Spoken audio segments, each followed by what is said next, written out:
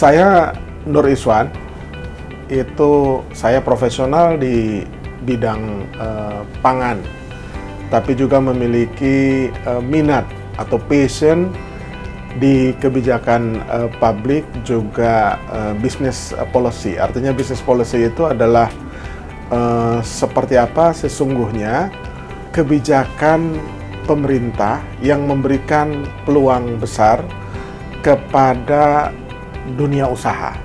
Saya sudah lama mendengar UICI ini, bahkan sejak didirikan, tapi baru berkesempatan mengunjungi UICI.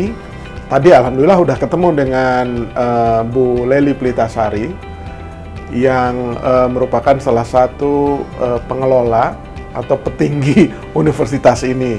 Jadi saya ingin tahu banyak hal tentang UICI ini, dan alhamdulillah tadi mendapatkan begitu banyak insight UICI yang menurut saya semakin seksi dan menarik lah sebagai salah satu opsi untuk banyak anak muda mengambil kuliah.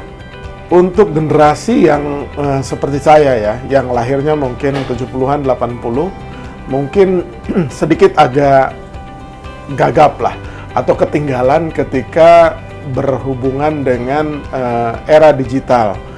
Tetapi ya, itu tidak menjadi kendala. Kenapa tidak menjadi kendala? Karena digital itu sesuatu yang bisa dipelajari.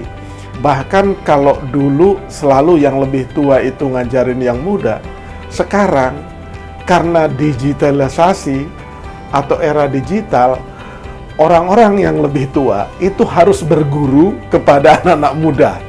Karena eranya itu, jadi udah kebalik-balik tuh, ya kan? Kalau dulu yang tua selalu mengajarkan anak muda, sekarang anak mudalah yang menjadi guru bagi orang tua, terutama di dalam dunia digital. Orang-orang mungkin yang di generasi 70-80 hingga saat ini mungkin ada sebagian yang gagap teknologi, tidak mengerti bagaimana mengoperate TikTok misalkan.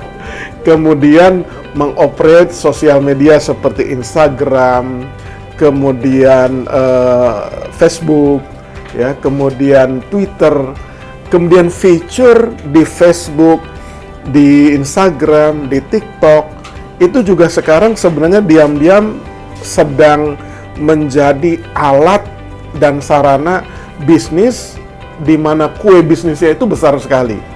Misalkan, sekarang advertisement atau iklan perusahaan bisa jauh lebih ditekan, lebih efisien dengan menggunakan sarana dan prasarana melalui promosi di sosial media.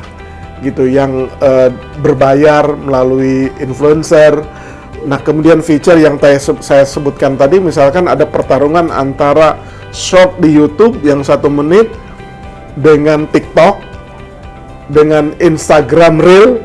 Nah, generasi 70-an, 80-an tuh nggak ngerti tuh pasti kalau itu tuh pertarungan. Tetapi sekarang media mainstream itu sudah mulai tergeser oleh media digital ini. Ya, instrumen digital itu sudah mulai berbagi dengan media konvensional. Nah, jadi UICI mengambil peran dan positioning yang sudah sangat pas sesuai dengan kehendak zaman. Ya, karena orang tetap penting sekolah itu untuk mengetahui teori, metodologi, berpikirnya, itu tetap menjadi penting, walaupun sekarang orang bisa belajar apa saja di Google dan YouTube. Tetapi basic teoritis, metodologi berpikir, network, itu bisa diperoleh di kampus karena kampus menyediakan tidak hanya sarana, tapi juga dosen-dosen yang berkualitas, dan UICI inilah tempatnya gitu. Dan karena digital tidak harus datang ke kampus toh, bisa belajar dari mana saja, di wilayah mana saja. Itu kelebihan dari Open University atau online university. Kalau dari 7 prodi kalau tidak salah yang ada ya, itu kan memang sudah amat sangat dekat dengan era digital. Ada bisnis digital, ada data science, dan lain sebagainya. Agar supaya ini berkembang, rasa-rasanya UICI juga sudah mulai membuka diri dengan membuat atau membuka prodi seperti teknik industri.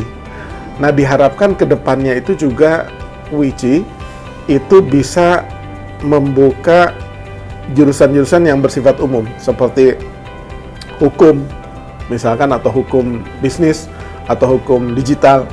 Terus di sisi sistem information management atau manajemen korporasinya, supaya itu nyambung dan atau inline.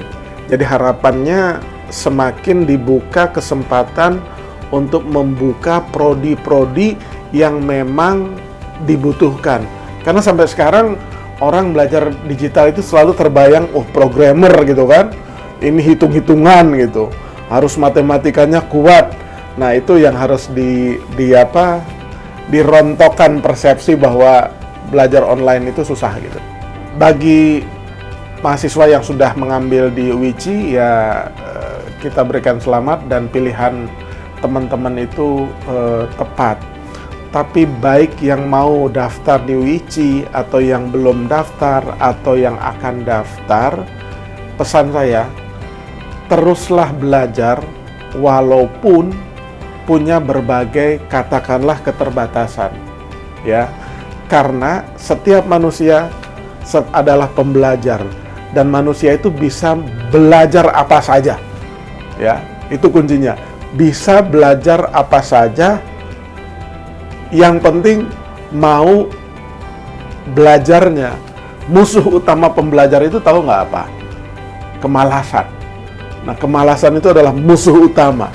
Jadi kalau udah musuh utamanya dikalahkan, tidak malas, terus disiplin, dan terus punya kerendah hatian belajar dari manapun. Baik yang dari yang tua, dari yang muda, dari yang seusia, atau belajar kepada siapapun dan apapun. Itu pesan saya.